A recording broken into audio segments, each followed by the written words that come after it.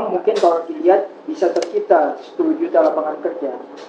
Tapi yang menikmati lapangan kerja 10 juta itu, alhamdulillah sebagian besar tidak dinikmati oleh rakyat Indonesia. Jadi lapangan kerjanya mungkin tercipta 10 juta, tetapi yang menikmati bukan rakyat Indonesia. Itu yang pertama. Yang naifnya sekarang ini, industri Indonesia yang dulunya bisa tumbuh pada pemerintahan Orde Baru. Makanya ada slogan enak zamanku toh. Nah, itu sebetulnya menggambarkan bahwa tingkat pertumbuhan industri pada waktu itu mencapai 29%. Sekarang itu hanya mencapai 16%. Jadi secara grafik pertumbuhan industri itu terjadi deindustrialisasi di negara kita. Ada penurunan jumlah industri. Nah, ini berdampak secara langsung pada penyerapan tenaga kerja yang ada di negara kita. Sedangkan tingkat pertumbuhan, tingkat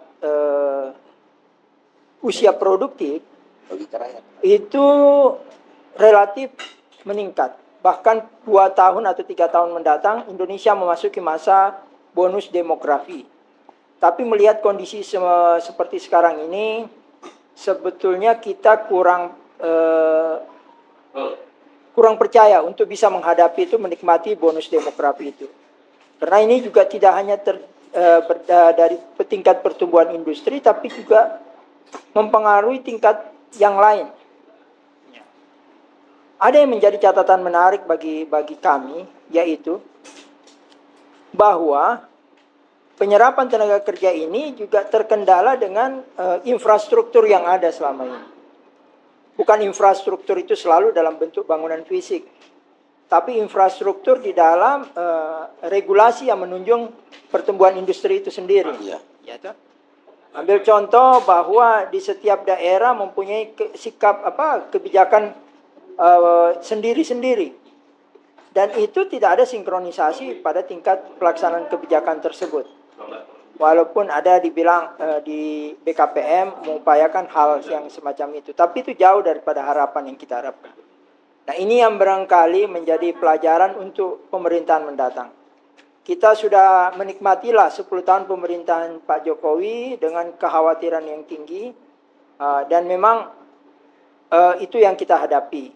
Walaupun barangkali tingkat kepercayaan masyarakat secara data statistik itu mencapai 60-70%. Tapi mengukur tingkat kepuasan masyarakat dari sisi mana yang barangkali masih menjadi kajian yang mesti jelas untuk kita lihat.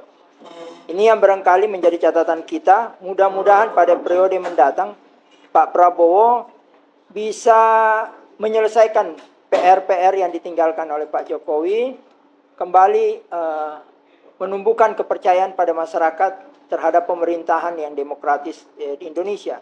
Karena mungkin masyarakat sudah jenuh dengan sistem yang ada sekarang. Apatisme yang dihadapkan oleh masyarakat mungkin tidak dalam bentuk partisipasi, tapi sikap-sikap terhadap kebijakan-kebijakan negara ke depannya. Nah, ini yang mesti menjadi perhatian bagi pemerintahan mendatang.